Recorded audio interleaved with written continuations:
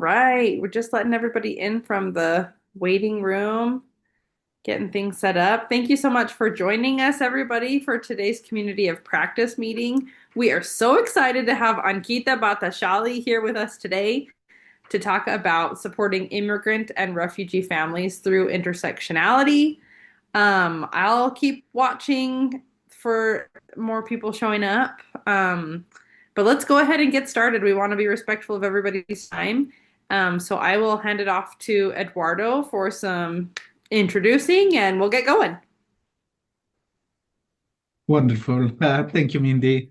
Good afternoon, everybody. My name is Eduardo Ortiz, and I work at the Institute for Disability Research Policy and Practice here at Utah State University.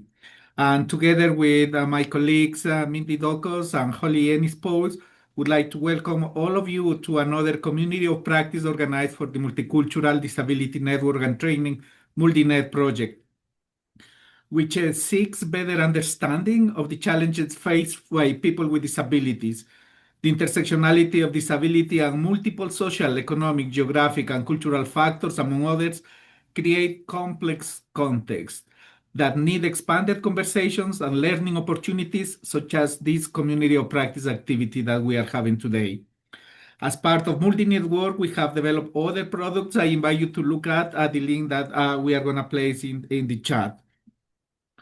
This month, presenter is Ankita Bhattashali, an education specialist at the Institute for Disability Research Policy and Practice, IDRPP at Utah State University. Ankita earned her Ph.D. in special education from the University of Kansas, specializing in early childhood unified. Her research focused on the experience of children with and without disabilities and their families from culturally and linguistically diverse backgrounds, including refugees and immigrants. She also examines parents' perception of disability and inclusive education in international contexts, particularly where children with disabilities are often excluded from general education classrooms. Like in other countries like India, her work emphasized supporting practitioners in partnering with families and implementing culturally responsive practices. Uh, I would like to also remind some ground rules that we have established for this community of practice. We would appreciate if you introduce briefly in the chat, writing your name, location, organization, and your role. Remember, this webinar activity is here to discuss, not to debate or argue. Also, any discussion should be focused and avoid side-deviated conversations. Keep in mind and be open to learning something new. Avoid making assumptions. Be respectful of others. Listening is as important as talking. Ask questions to gain understanding and clarity. Sometimes it is better to write your question at the chat because of the number of participants, and we can approach those responses at the presenter preference. And keep your mic mute during the presentation. A final reminder, this community of practice meeting is also recorded. Saying that, Ankita, the stage is yours, and thank you very much for being part of this community of practice today. Thank you. Um, I'm trying okay, now I see the buttons. Okay, pardon me. Hi, everyone, and thank you, Eduardo, for introducing me. I am Ankita, and I'm working for the Institute for Disability Research Policy and Practice as an education specialist. And I'm really excited to share about what I have been learning and experiencing, and also learning from you all through the discussion about supporting immigrant and refugee families through intersectionality. And today I'm going to primarily focus on how we can collaborate with immigrant and refugee families, especially those who have children with disabilities or at risk of being diagnosed with disabilities. And when we are doing it, how like the conceptual framework that I use for my teaching, research, and services are intersectionality and funds of knowledge. So that's in the center when we are working with the families, how we can hear their voices and how we can render our services through these frameworks. So the primary goal is fostering collaboration, also shared learning, so that it's not like we as professionals going and teaching families what they need to do, but because in a society where primarily the marginalized voices are not being heard, what I primarily focus on how we can bring their knowledge that families and like from immigrant and refugee backgrounds, the knowledge that they have, that the experiences that they have been, going through, how we can bring that into our classroom curricula and into also like the services that we are providing to these families. And before I move on, I just need to tell you that please feel free to interrupt me if at any point you need any clarification, you have any question, or I speak really, really fast. So if you think I'm going really fast, please feel free to let me know. I will slow down. So thank you. So the primary like when I was creating this PPT, I was thinking of, like coming, like trying to be really being objective and have like what points do I need to talk about. Although when the time comes, I felt like it may not be that structured or that formal. I really want it to be more of like discussion based. So even if we do not follow through the objectives, still I am very okay with that. So one point was that like understanding the key concept of what is intersectionality and how we can incorporate funds of knowledge and why these two are kind of like, complementing each other, and then exploring challenges that refugee and immigrant families usually face while they navigate special education services in the US, and identify practical strategies for building family professional partnerships, because without families we may not be able to provide appropriate services to the children and the adults, because we do not live in vacuum or without the context, because family provides us the context. And promote inclusive practices, because that's the core that values families' cultural and experiential knowledge. So before I move on again, I want to pause and talk about my positionality and reflexivity.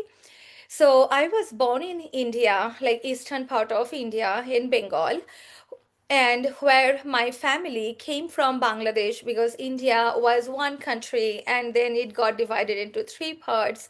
So my dad and my mom's both side, they moved from Bangladesh to India, and for the longest part, we knew that we were refugee, like refugee descendant, and I am a first generation college goer. And for the longest time, I thought like this is how it is, like we kind of made from the scratch. We went to school, and education gave us the tool until and before that, in Indian society, there is a caste hierarchy. But because my family belongs to this higher caste hierarchy, I never knew what it looks like to belong to an oppressed caste. So, when I started my PhD, I started talking to so many people from India and from different caste, religion, and socioeconomic backgrounds. There, I learned that actually people, those who migrated or being took refuge in India from oppressed caste, their experiences did not look like my family. We might have financial struggles, but those who were from lower caste, that's a quote unquote call, or the oppressed caste, they were kind of being pushed towards in a geographic position where there was not enough resources. So that kind of opened my eye about that.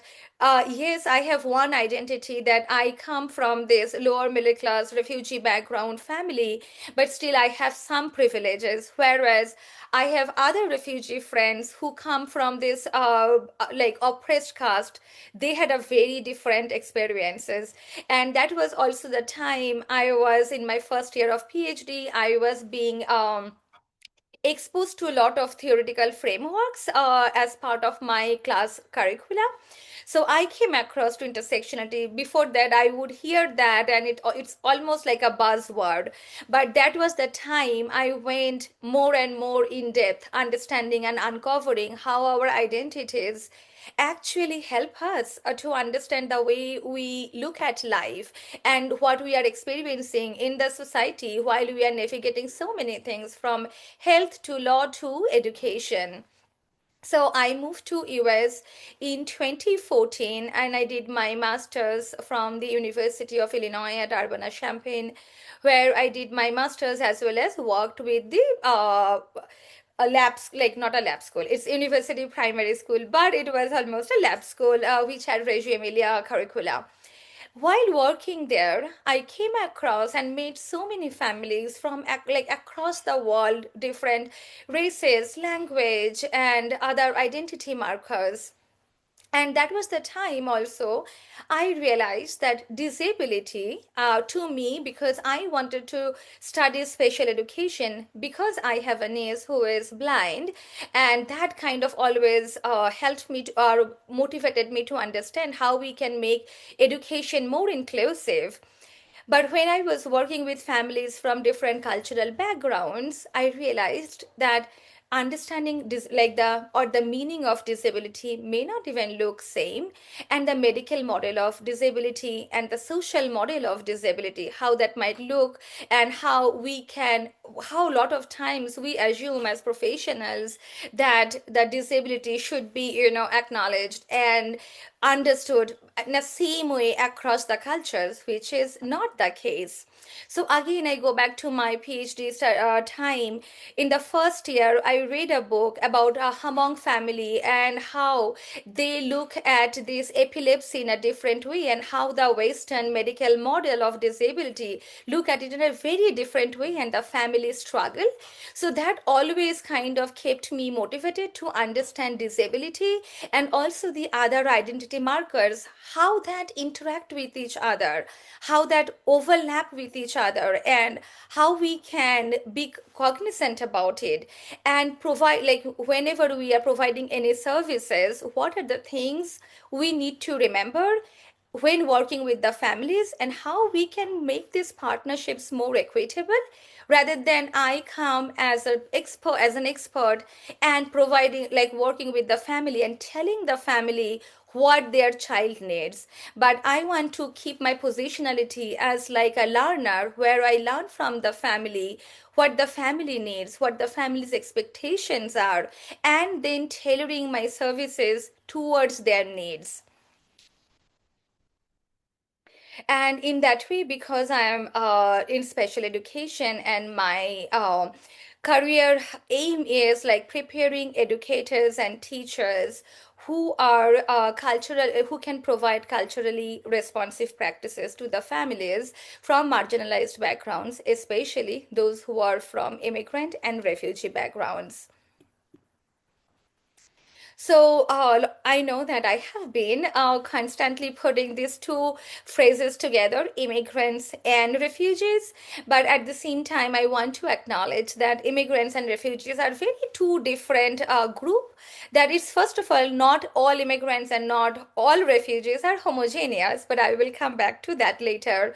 But right now, I want to focus that immigrants and refugees have very different legal definitions, and immigrants have a choice most times to leave the country on their will for the prospects of their career or other things, and they come very in a different legal format. And whereas refugees come in a very different context, if we look at it in today's world, whether it's a climate change and wars that's happening across the continents, where populations are forced to leave because of the safety, because of like fear of persecution, and that persecution could be based on belonging to a particular social group, belonging to like having a particular political opinion, or following a specific religion, or even language and ethnicity based. So if we look at this refugee population, throughout the world, the total refugee populations, half of them are children. And right now, till now, we don't know the exact number of refugee populations who have disabilities, especially those who are in the US. So we assume that whatever the numbers, the total number of individuals with disabilities in the United States, that could be kind of near about refugee population too, but we still do not have any exact number. And until we know that, it's very difficult creating that, creating specific interventions or services for individuals or children with disabilities from refugee background. But one thing is that trauma experiences among the refugee populations is very common because of that their past experiences leaving one country and coming to resettling in one another country, and maybe in between they took refuge in other countries or other places as well. So there are some challenges that I want to talk about that refugee families face.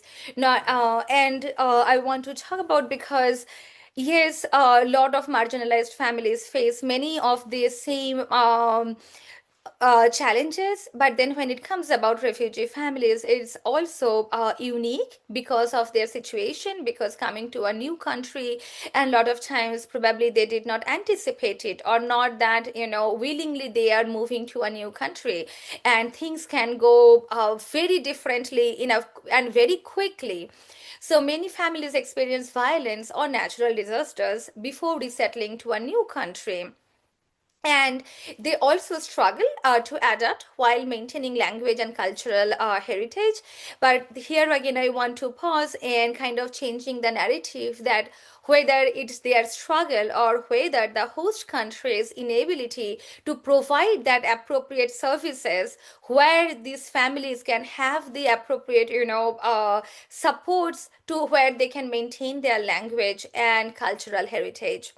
And a lot of times teachers, they don't know the difference between immigrant and refugee families, or refugee families legal legalities, that being resettling in a new place and how it works, and resettlement offices, how they can help these teachers or the schools, and cultural responsivity and cultural sustainability. All of those things educators are may not be prepared, so they do not know how to support these families and the children.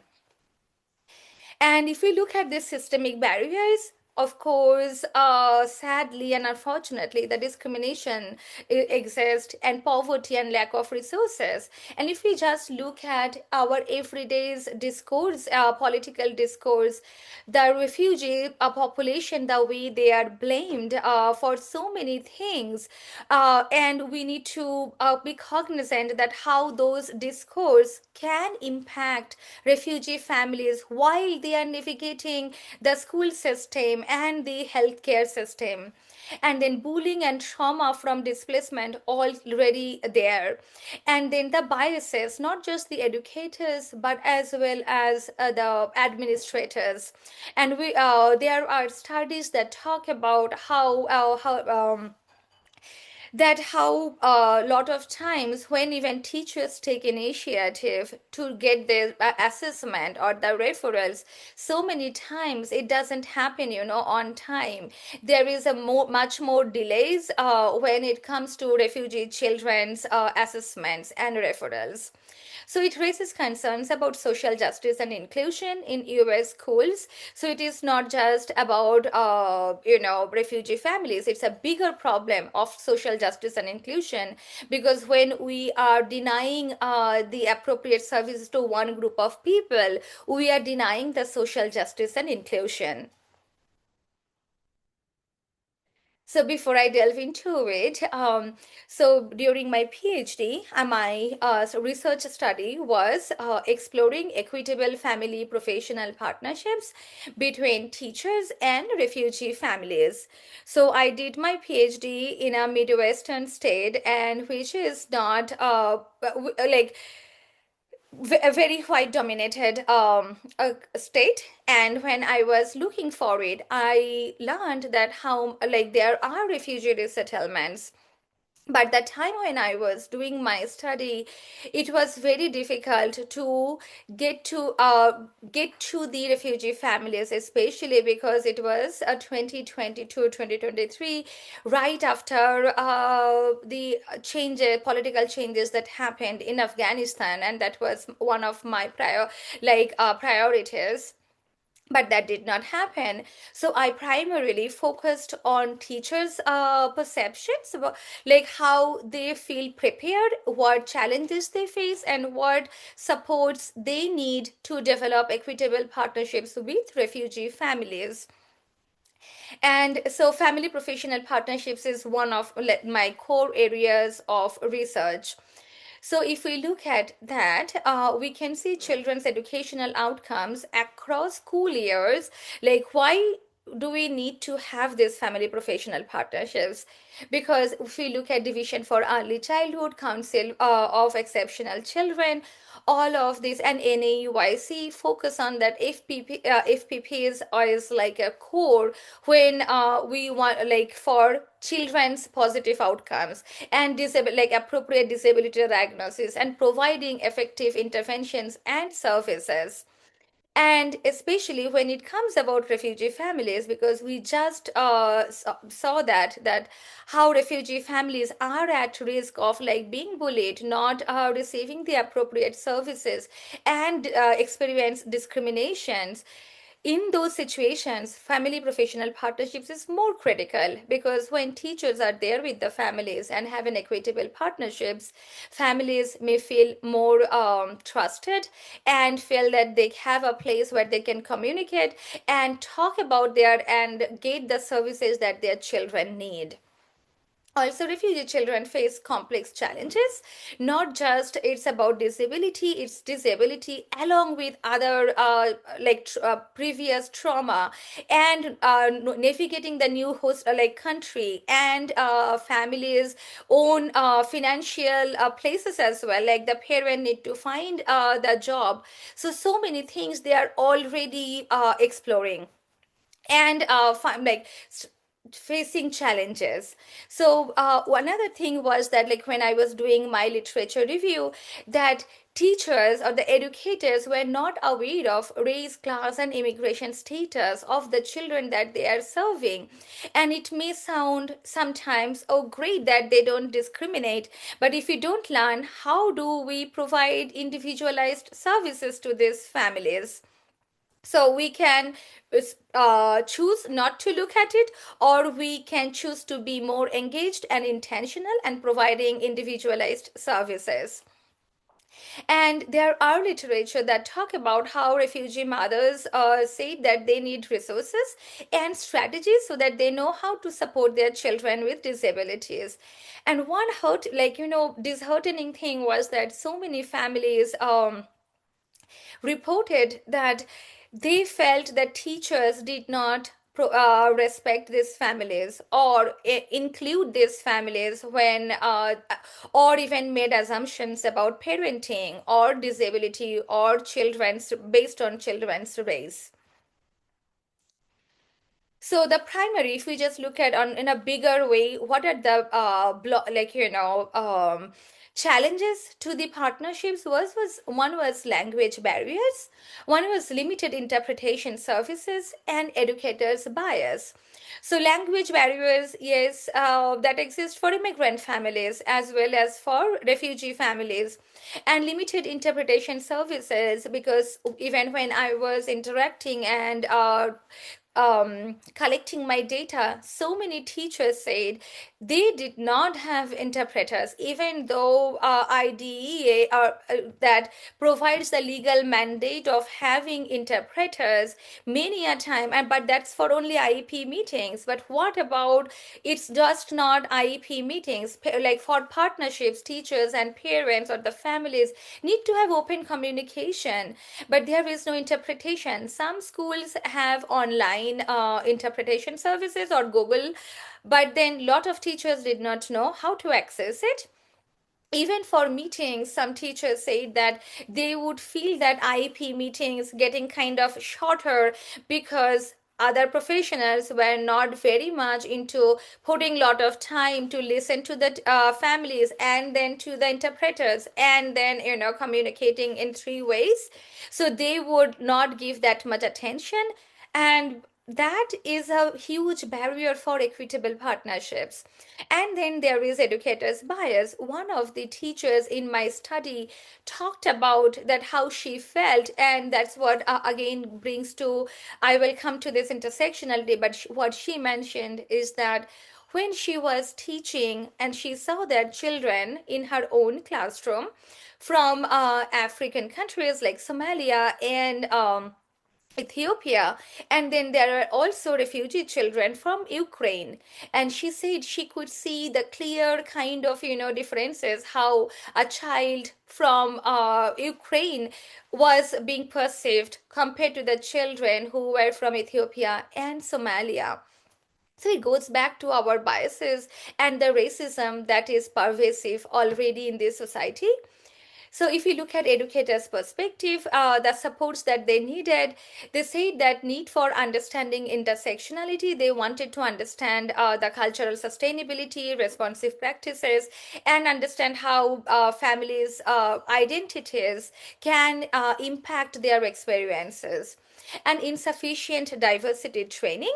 And also they put the burden on families for communication. So many times they would mention that families don't speak English, families don't know how to email, or families don't know this or that. It goes back how easily we put the blame on the families rather than we focus on systemic issues, that we need to provide quality interpretation. We need to focus, learn what families we like, families preferred mode of communication. So here are like two quotes from my studies that I find very interesting and kind of goes what I'm talking about. That one of the teachers said that I don't think it is always coming from a bad place, but I think teachers get nervous too to talk to someone who does not understand them.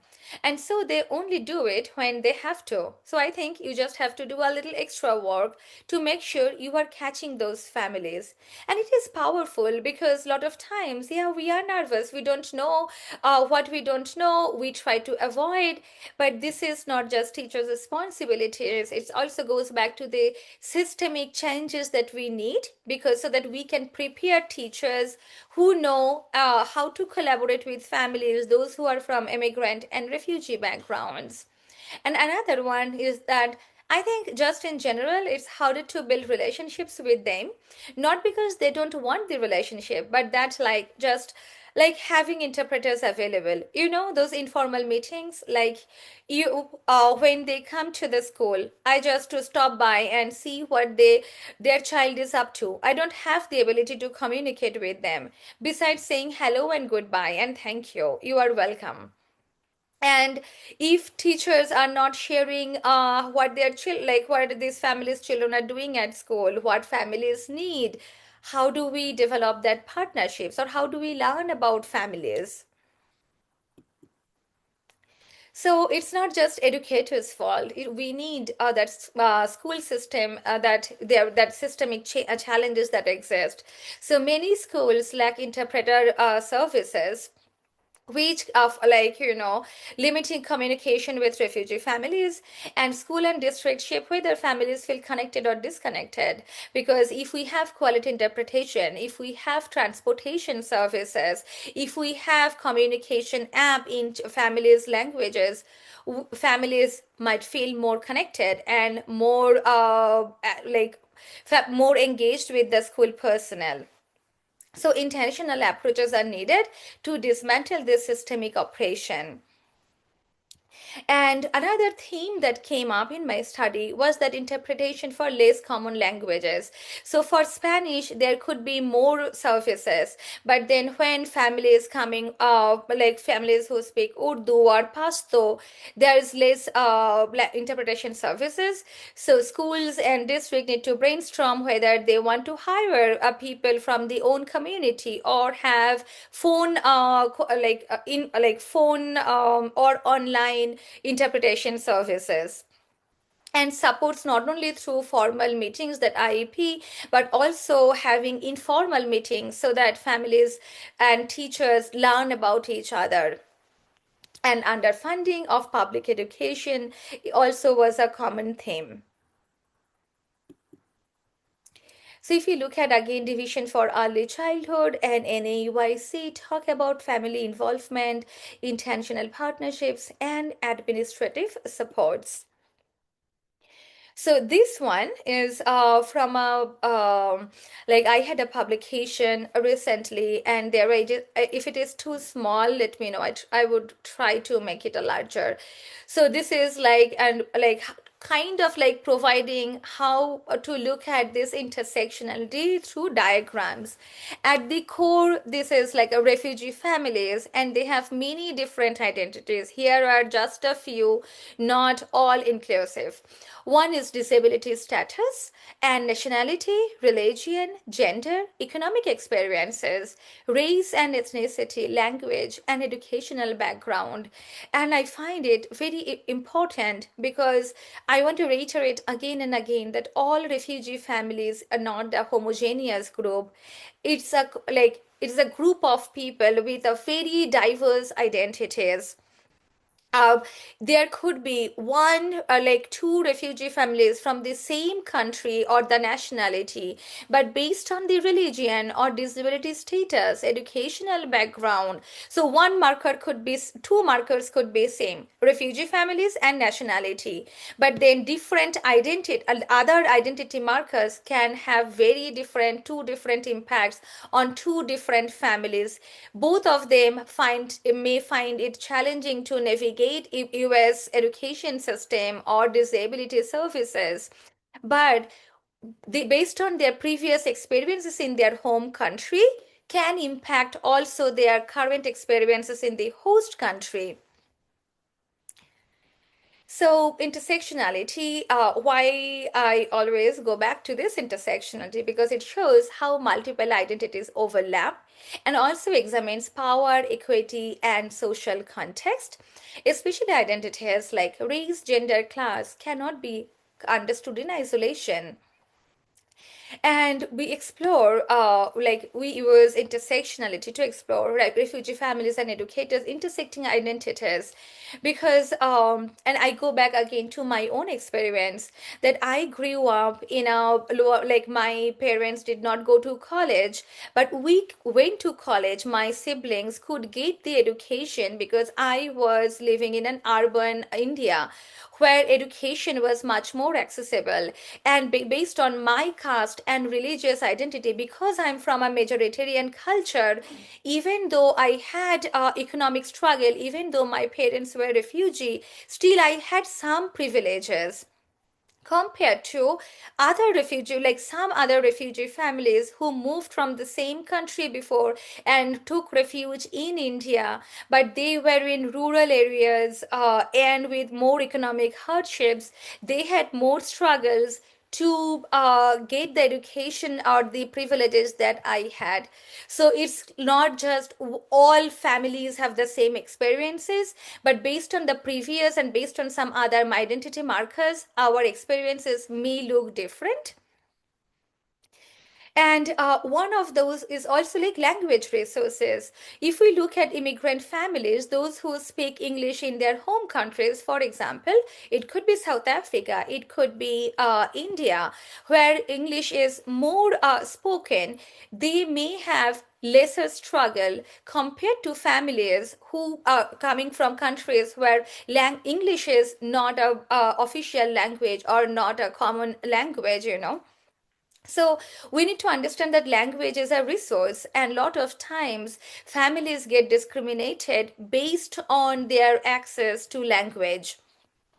Especially when we work with the families, we really need to remember, like when we are using those jargons, legal terms and acronyms, families may not be aware of that. And in my own conversation right now, I used IEP, I did talk about IDEA, which are jargons right now in a professional like community of practice. We probably have a shared understanding, but when we talk to the families, we need to be really careful how we are using our jargons and how that creates barriers in communication.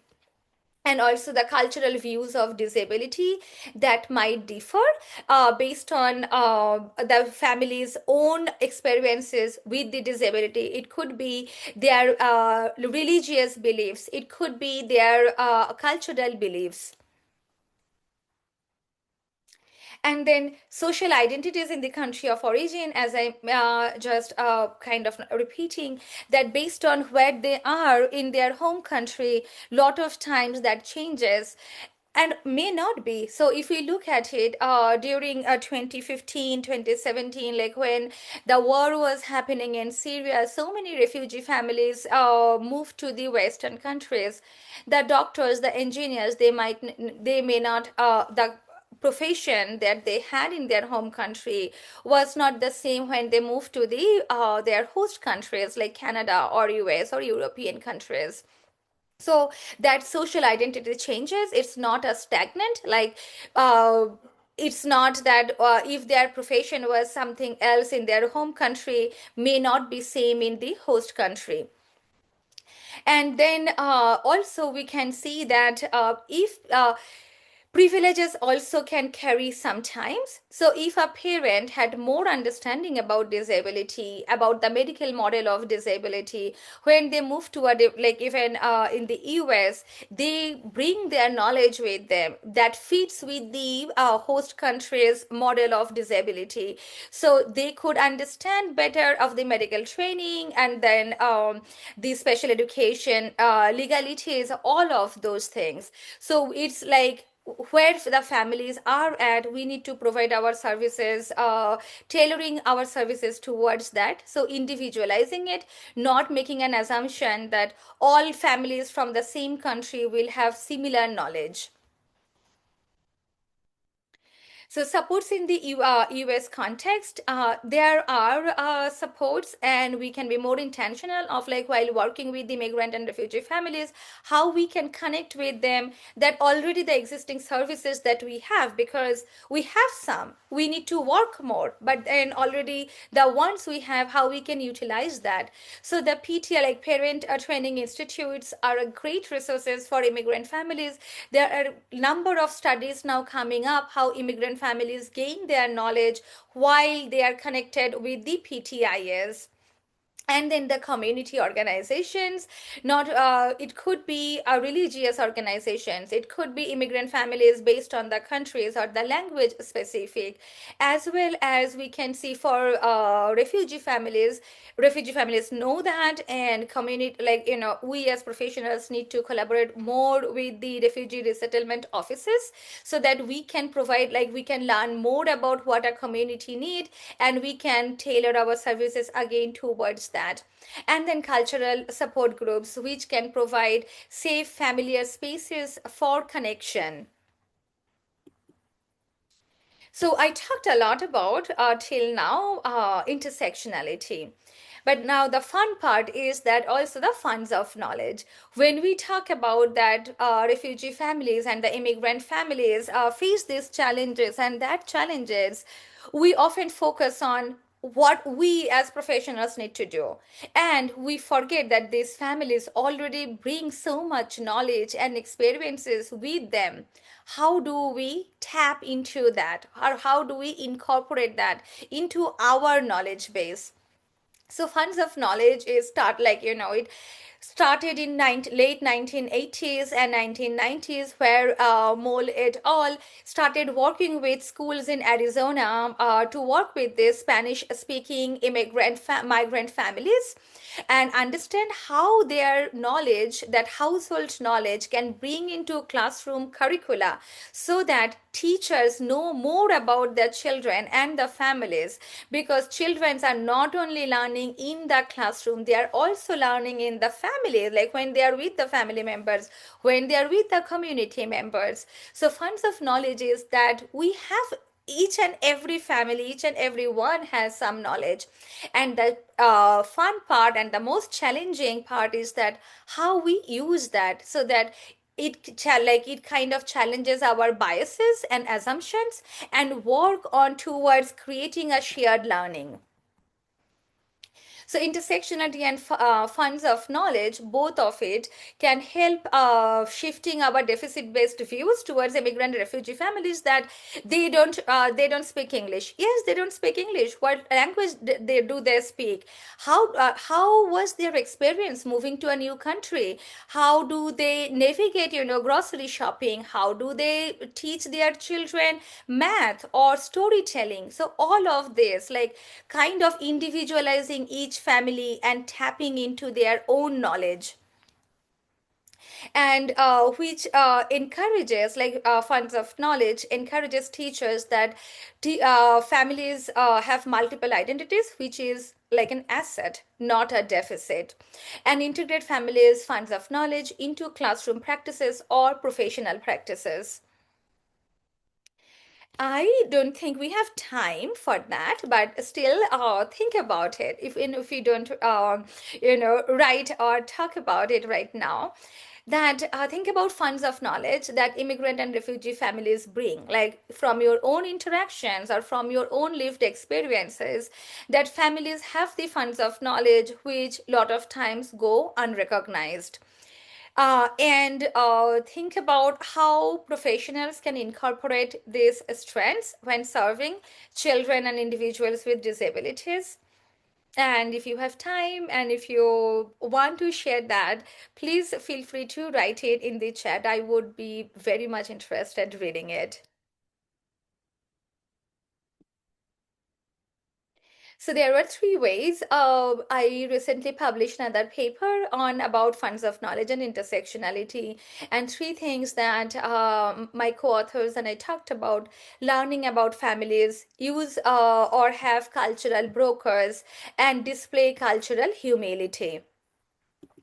And all of them are interconnected, not just, like we cannot have a cultural humility if we are not learning about family. So it's interconnected. So learning about family is like understanding what their expectations are, what their experiences look like, how they navigate this special education services here in the US. So learn about that, so that it's not just we are bringing our assumptions that we know what they need, but we are learning from them what they need. And then cultural brokers and interpreters. In lot of times cultural brokers are necessary and important when we are working with families, especially those who are right now at much more vulnerable situation. If we look at in our current discourse. So learn from those cultural brokers about families or the community, what they are going through, the trust that we may need to gain so that we can work with the families, and the families don't have it's very reasonable if they mistrust us when they have relocated here. And the best way is always, or one of the best ways is to work through the refugee resettlement agencies, because they know what's happening in the community. And displaying cultural humility, I emphasize a lot on recognizing our personal biases and then being open to learning from families. So, and it is a continuous process. We never know everything about any culture. So we kind of learn from each family about their own ways of learning, own ways of navigating life. And all of this because we want to build trust, and that can be done. One of the ways is like home visiting. And also, when I say that, I want to clarify one thing, that a lot of families may not feel comfortable that we as professionals going and visiting their homes based on his, like, historical events, that the judgment that a lot of times we hold. So we really, if families are not interested about home visiting, we need to honor that. And then some in like questions that to reflect on display cultural humility at individual level, to understand like what are my cultural backgrounds, for example, home language, race, ethnicity.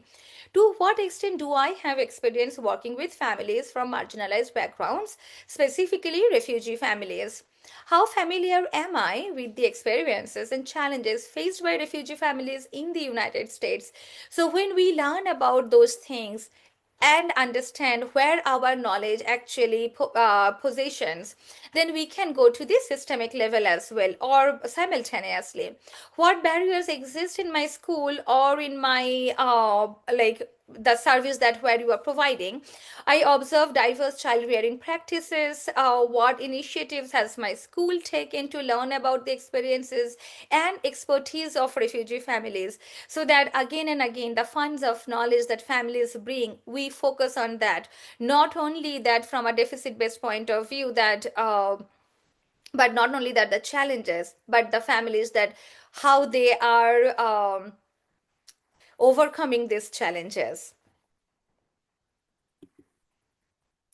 And this is from another one about intersectional identities. In many ways, we can learn, and these are possible questions, not all of them here, but it is just for us to kind of brainstorming and starting point.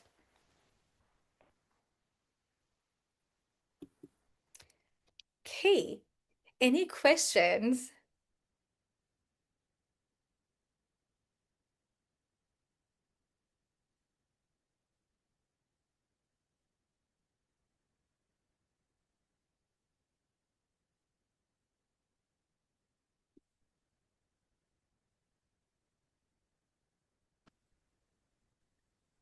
Ankita, that was incredible. I loved everything you said.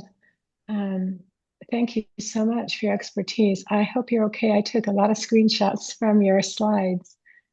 We've just started a nonprofit in northern Utah. We have one, but we started another one that is almost completely run by new Americans. So all the majority of the board and all the staff. And so much of what you said resonated, but I love the study that you've given us, um, practice-based.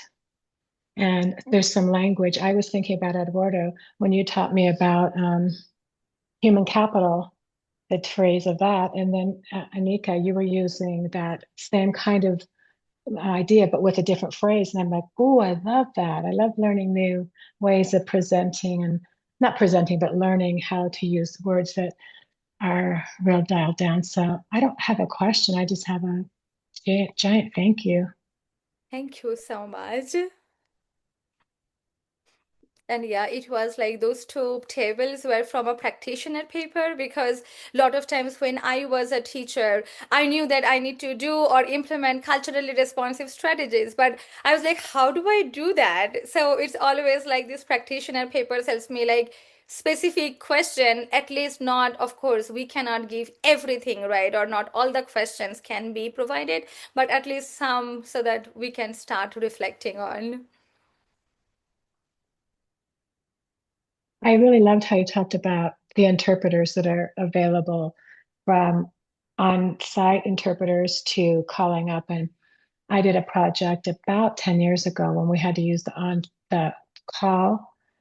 And it does work, but it is so much less comfortable and inviting for everybody involved. And it also is a really strange dynamic when you have one-on-one interpretation happening here and this clunky style here, and it sort of sends an optic of more power or more inclusivity to one group than another, and it's subtle, but it's there. Yeah, I can include one thing as well, that when I was interviewing the teachers, one of the teachers said that there was a family who like needed to attend this IEP meeting, and the teacher tried to get one translator interpreter from the community, and the family was so very vehemently resisting that, and it was because disability is a taboo in that society. So they were like, if the interpreter is from our community, everybody will know about disability. Like, my child has a disability, my child has special education. So it's like, not one size fits all. We really need to be very sensible, like sensitive about it, that families may not feel comfortable having a community interpreter, or family really wants a community interpreter because they feel very comfortable and they have trust on that interpreter. So I just want to say that it's not like, okay, one family said they need one interpreter, so I will have all the time community interpreters too. So yeah, we can have in person to telephone to online interpretation services based on families' needs. I love that you made that comparison and contrast, because sometimes a telephone anonymous person is better than an in-person person. I agree. Yeah, there's just so many workarounds, but yeah, that's complex. With an Yeah, that's intersectionality, complex. with whatever the other intersectionality, there's so many factors. You brought up so many great points, and it's very helpful. Thank you. Thank you.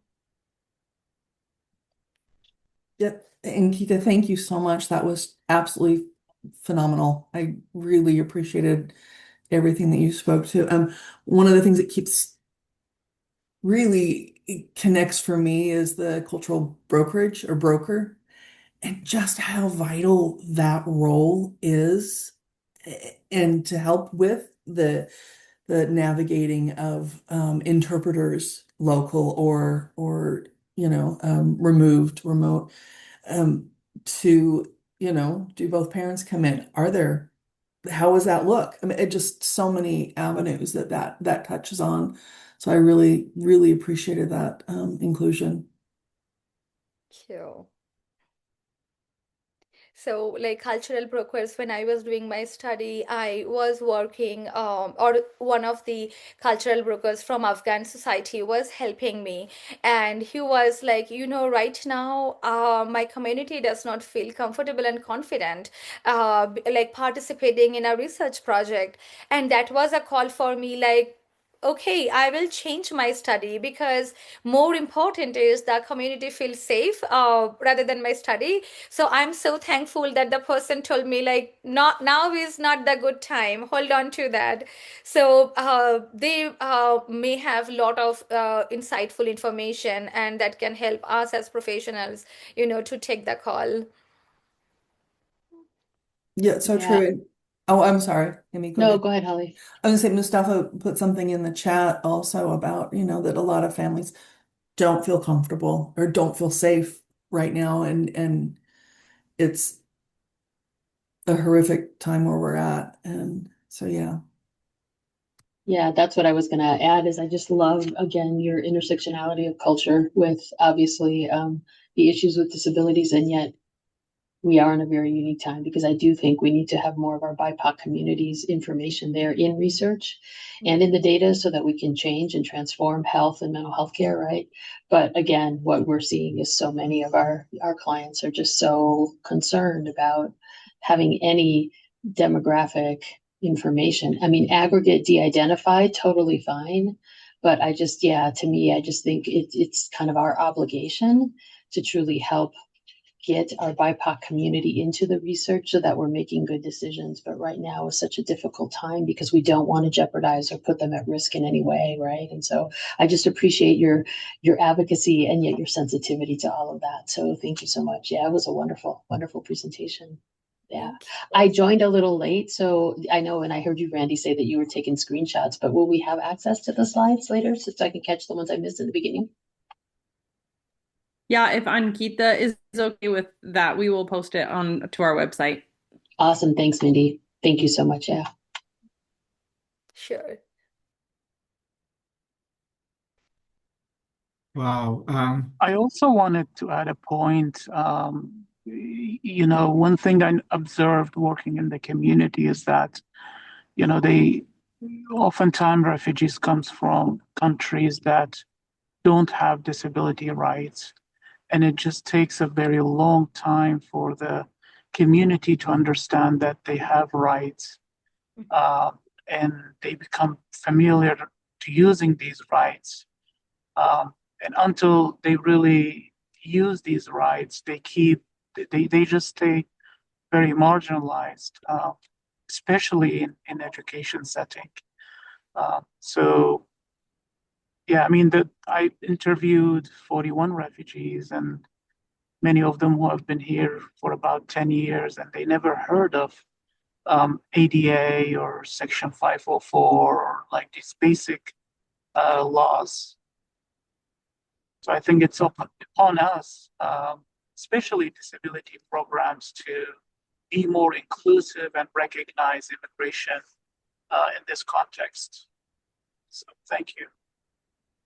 Very That's a important. great suggestion, Mustafa. And interestingly enough, I was just literally on a Zoom chat conversation because we'd gotten a referral for a client just literally this morning that was on Social Security disability, but then his representative payer passed away, his mom, and so we were like trying to figure out how are we going to do this and what are we going to do to help, and so then in our my attorney for our immigration program is like, well, let's talk to Disability Law Center, which made me think like, I don't know, Eduardo or Mindy, like how close of a collaboration do we have with Disability Law Center, and what is their expertise when it comes to that intersectionality of culture, whether it's refugee or immigrant families. I know we've met with them multiple times, but again, that's been more kind of around our immigrant work. But I think that could be a partnership that we could truly strengthen. But I hear what you're saying too, Mustafa, like we really need to be educating our clients and families so that they do understand kind of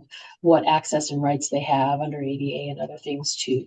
Like just not assuming that people will know that, but how do we help them understand they can ask for this and they can ask for a 504 and they can, they can do those things. Because I know many times the families and clients we work with are like, well, I don't want to do that. Is that going to get my kid in trouble at the school? Like again, in that authority, that power dynamic, they don't want to be the person to say, hey, but we're like saying, no, this is your right as a parent to advocate to get your child the help and the support they need, right? But I think there's again that fear factor of will there be retaliation against my kid or my family?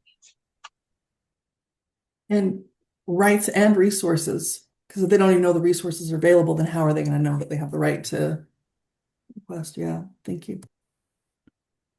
Yeah. Ankita, thank you very much for a wonderful presentation. You uh, you were touching a lot of points of this complexity between disability and many diverse factors that make it so complex. And we need to disaggregate in many ways, at the system level, at the cultural level, at the political level, at the individual level. So many factors right there. But something that sometimes I emphasize is the interaction, the real interaction between the professional or the expert with the person, and what happens there during that interaction. Because not only there are biases from the expert or from the educator, but also there are biases from the family, from the person, and it takes years Mhm. until they feel comfortable to share. I always share an experience, many years ago when I just came to this country, and somebody invited me to for a dinner at their house, and they offered me something to drink. And from my culture, it is, it's polite to say no, thank you, because the other person is going to insist. But what happened is that during that dinner, they didn't insist. So I was thirsty the rest of the dinner because it was my bias that I couldn't at that time disclose. And that happens in many cultures, in many different sources of families, those bias that is very difficult to get to that point. It takes time, intentional effort for that interaction to be very effective. Do you have any thoughts about, how we can make it those real interaction, close interaction, the most effective possible in both ways? Um, one, I think one of those, it should be, Mustafa, you can also jump in. It's like, I think, continuous and intentional interaction because it doesn't happen in overnight. So more we learn, if I like, I look back, like when I first moved in 2014 to US, I was not very aware of, existing of different culture because I come from India and I do belong to a very majority, like very right now India's political situation is a very majoritarian culture.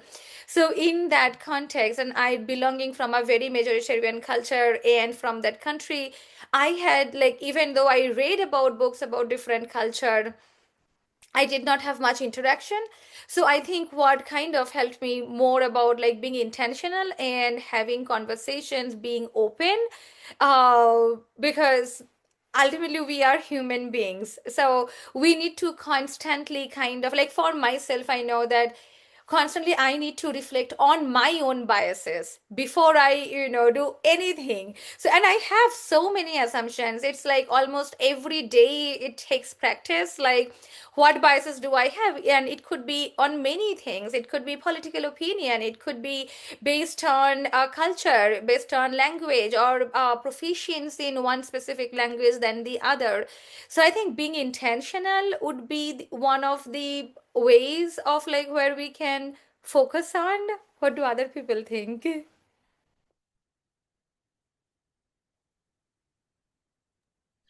I think I can add one point there is, I appreciate, looking at like using intersectionality, which is a very important theory and lens. But I think for this context, we need to, it's more than that. We need to take the disability justice lens, and look at, in disability, I use critical disability theory, for example. It just grounds you to look at the language that are used, to look at the policies that are being implemented, to look at societal attitudes and how society portrays disability. And these elements help you be more mindful, be more intentional, and take the right steps to truly embody inclusion.